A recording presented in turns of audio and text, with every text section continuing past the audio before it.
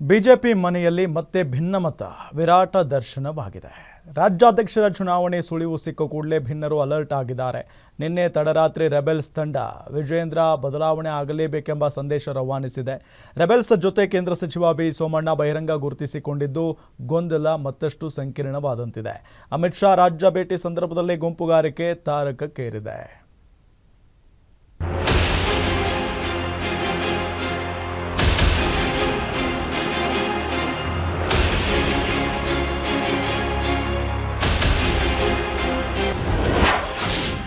ಶಾಂತವಾಗಿದ್ದ ಕೇಸರಿ ಸಮುದ್ರದಲ್ಲಿ ರಾಜಕೀಯ ಸುನಾಮಿ ಸೂಚನೆ.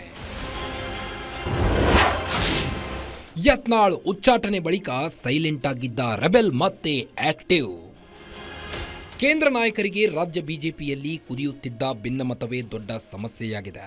ಯತ್ನಾಳ್ ಬಸವರಾಜ್ ಬೈರತಿಗೆ ಗೇಟ್ ಪಾಸ್ ಬಳಿಕ ಬಿಜೆಪಿಯಲ್ಲಿ ಭಿನ್ನರ ಮಾತಿನ ಸುನಾಮಿ ಸ್ವಲ್ಪ ಶಾಂತಗೊಂಡಿತ್ತು. ಆದರೆ ಈಗ ಮತ್ತೆ ಮುಗಿಲೆತ್ತರಕ್ಕೆ ಉಕ್ಕಲು ಶುರುವಾಗಿದೆ. ಅದಕ್ಕೆ ಕಾರಣ ರಾಜ್ಯಾಧ್ಯಕ್ಷರ ಚುನಾವಣೆ. ಒಂದು ಕಡೆ ಹಾಲಿ ರಾಜ್ಯಾಧ್ಯಕ್ಷ BY ವಿಜೇಂದ್ರ ತಮ್ಮ 2ನೇ ಅವಧಿಯನ್ನು ಮುಂದುವರಿಸುವ ಕನಸಿನಲ್ಲಿದ್ದಾರೆ. ಆದರೆ ರೆಬೆಲ್ಸ್ ಟೀಮ್ ಮಾತ್ರ ಆ ಹಾದಿಯಷ್ಟು ಸುಲಭದ್ದಲ್ಲ ಎಂದು ಸೂಚನೆಯನ್ನ ನೀಡುತ್ತಲೇ ಇದ್ದಾರೆ.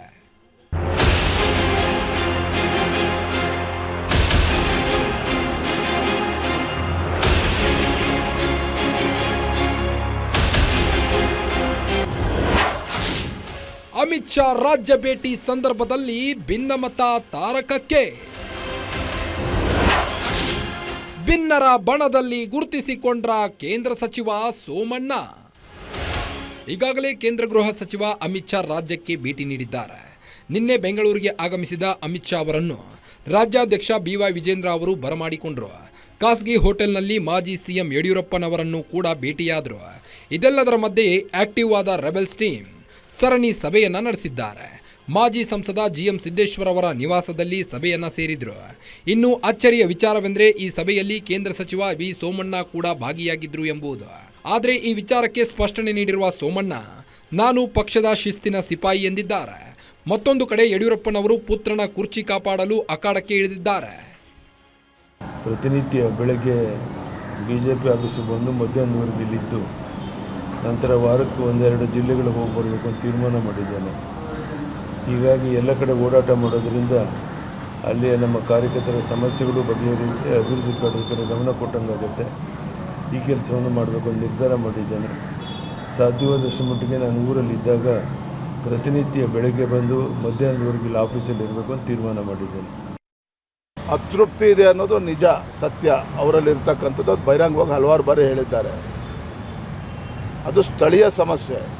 ನಾನು ಪ್ರಹ್ಲಾದ್ ಜೋಶಿಜಿ ಅವರು ಪಕ್ಷದ ಎಲ್ಲ ಹಿರಿಯ ಮುಖಂಡರನ್ನ ಚರ್ಚೆ ಮಾಡಿ ಹಿರಿಯರಾಗಿರ್ತಕ್ಕಂಥ ಪ್ರಹ್ಲಾದ್ ಜೋಶಿ ಅವರು, CT ರವಿ ಅವರು, ರವಿಕುಮಾರ್ ಅವರು, ಒಂದು 4 ಜನ ಪ್ರಮುಖರು ಕೂತಿದ್ದನ್ನು ಬಗೆಹರಿಸಬೇಕು ಅಂತೇಳಿ ನಾವು ಚರ್ಚೆ ಮಾಡಿಕೊಂಡಿದ್ದೇವೆ.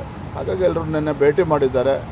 ಒಟ್ಟಾರೆ ಏಕಾಏಕಿ ಸಿಡಿದಿರುವ ಭಿನ್ನಮತ ಹಾಗೂ ಬಹಿರಂಗವಾಗಿಯೇ ಸಪೋರ್ಟ್ ನೀಡುತ್ತಿರುವ ತಟಸ್ಥ ಬಣದ ನಡೆ ಹಲವು ಅನುಮಾನಗಳನ್ನು ಹುಟ್ಟಿಸಿದೆ. ಆ ಕಡೆ ಇದಕ್ಕೆ ಕೌಂಟರ್ ನಡೆಯನ್ನು ಸಿದ್ಧಪಡಿಸಿಕೊಳ್ಳುತ್ತಿರುವ ವಿಜೇಂದ್ರ ಈ ಬಾರಿ ತಂದೆಯವರನ್ನ ಅಖಾಡಕ್ಕಿಳಿಸಿರುವುದು ಮತ್ತಷ್ಟು ರೋಚಕತೆಗೆ ಸಾಕ್ಷಿ. ಇತ್ತ ರಾಜ್ಯ ಬಿಜೆಪಿಯ ಹಾಲಿ ಸ್ಥಿತಿಗತಿಗಳನ್ನು ಹತ್ತಿರದಿಂದ ನೋಡ್ತಿರೋ ಅಮಿತ್ ಶಾ ಇವಕ್ಕೆಲ್ಲ ಅದೇನು ಸಂದೇಶ ರವಾನಿಸ್ತಾರೋ ಅನ್ನೋದನ್ನ ಇದೀಗ ಕುತೂಹಲ ಮೂಡಿಸಿದೆ. Kavana Shivanna, political bureau, Guarantee News, Bengaluru.